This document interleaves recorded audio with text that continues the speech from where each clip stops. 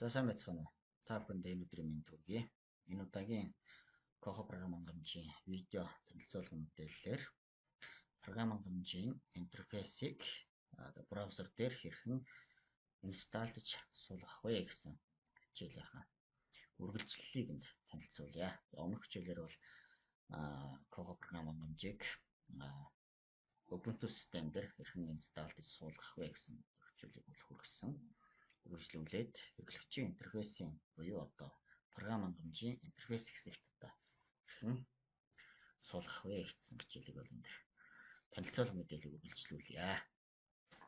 Coho програмын интерфейсийг браузер дээр хэрхэн инсталлж суулгах вэ гэсэн хичээлийг видеолбоор энд танилцуулж байгаа. За програмын интерфейс бол одоо бол ажиллахгүй байна. Тэгэхээр энэ сервер дээр маргааны програм бол суугаагүй байгаа гэсэн үг. Тэгэхээр шинээр програмын интерфейсийг ажиллуулахын тулд суулгахын тулд тохируулж өгсөн марын портыг тавьж өгдөг байна. За энэ дээр бол 8080 гэсэн портыг бол тавьж өгсөн байна. За програмын 22.05 хувилбарыг одоо хамгийн өнөөдрийн байдлаар хамгийн сүүлд одоо туршигдсан энэ хувилбарыг бол энэ дээр суулгахаар бол санал болгож байна. За энэ дээр нотсон баазын мэдээллийг бол тавьж өгөх юм байна. Нотсон баазын мэдээлэл буюу одоо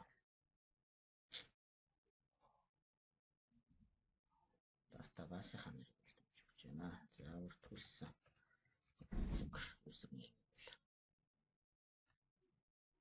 тавьж өгөн. Баазын нэр хоёр маань л тавьж байна.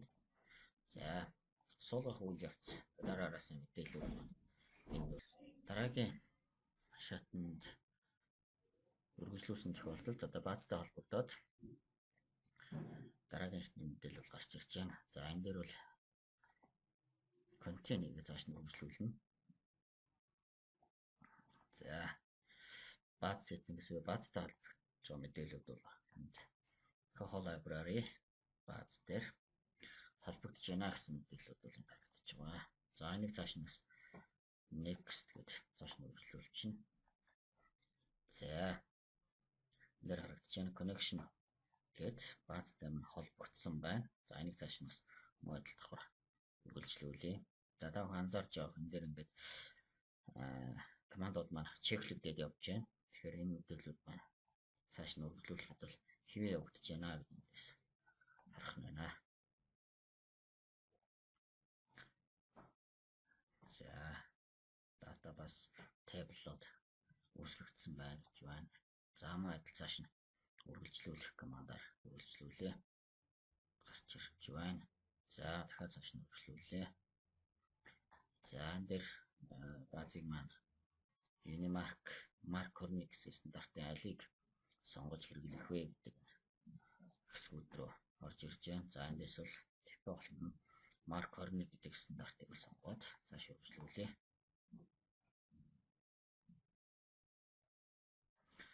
За програм хангамж дээр ерөнхий одоо default суугдсан байх мэдээлэлүүд маань харагддаг байгаа. Одоо жишээ нь уншигчийн мэдээлэл default-аар одоо жишээ нь 10 орчим уншигч мэдээлэл. За тохиргоонууд бол энгийн байдлаар тохиргооны мэдээлэлүүд орж ирэх мэтчлэн ингээд ерөнхий програм суухад хэрэгтэй шаардлагатай энгийн мэдээллүүдийг бол энд сонгож харуулж байна. За эндээс яг хөглөөр бид нэр бүгдийг select бол хийж болно. За эсвэл тус бүрд нь энийг суулгахгүй гэдэг байдлаар тохиргоод сонголт хийж болж байна гэсэн үг. За чинийд бол одоо петрон буюу уншигчийн тухай мэдээллүүдийг харагдаж байна. За ямар номын сонгуудтай холбогдох юм гэсэн мэдээлэлүүд харагдаж байна. За энэ болгоныг дефолтоор энгийн суулгаж байгаа учраас бүгдийг чеклээд цааш үргэлжлүүлье. За програмын ерөнхий дефолт мэдээллүүдийг бол татаад авсан суулгацсан тохиргоо харагдаж байна. Ингээд үндсэн тохиргооны хэсэг рүү цааш орох үйл явц маань үргэлжлүүлж байна. За тохиргооны хэсгүүд харагдаж байна. За тэгэхээр хамгийн ихний хургаас уншигчийн мэдээллийг бүртгүүлье. За admin. За username муу first name username admin гэдэг өглөө. Yes 01 гэсэн.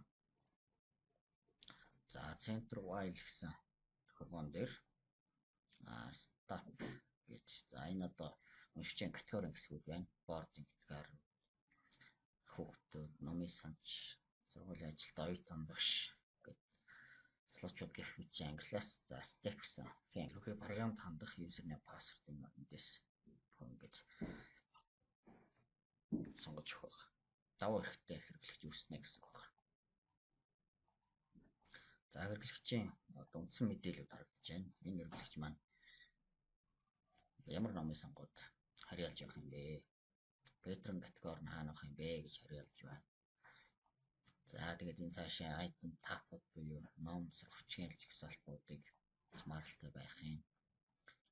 За тэгээд энэ эрх хэмжээний тохируулгууд байна. Нэг өдөр хичнээн ном авах юм, хэд хоногийн хугацаатай авах юм, өдрөөр авах юм уу, цагаар авах юм уу, сонголт хэдэн удаа хийх юм, хэд хоногийн хугацаатай сонголтоо хийх юм, захиалга мөн адил яаж хийх юм, захиалгуудын мэдээллүүд гэх мэтчлэн ингэж эдгээр мэдээлэл маань харагдаж байна.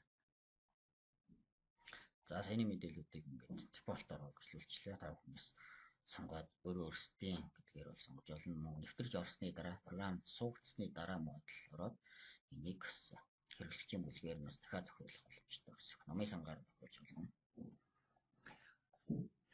За програм байна. Тэгээд орцсон байна. Одоо үүсгэсэн админ хэрэглэгчээрээ програм маань нэвтрээд орцсон. За ямар мэдээлэл маань хэд дэх хувилбар маань асуусан бэ гэдгийг хэлээ. 22-ийн 05 гэсэн хувилбар маань энд бол суугдсан харагдаж байна. За тэгэхээр үндсэн одоо руу очиод үндсэн бааз руу очиод харахаар энд маань 22-ийн 05 гэсэн хувилбар. За энэгийн хэрэглэгчийн одоо интерфейс хэсэг маань болгонд харагдаж байна. Үндсэн трэш удирдлагын хэсэг байна. Хургооны хэсэг. За эндээс үйлчилгээний хэсэг байна. Үйлчилгээ үзүүлэх, circulation үйлчилгээ үзүүлэх хэсэг маань харагдаж байна. Каталогийн хэсэг маань харагдаж байна. Patrons хэсэг маань харагдаж байна. Гэт бусад холбогдолтой модулууд маань доор ингэж харагдаж байна.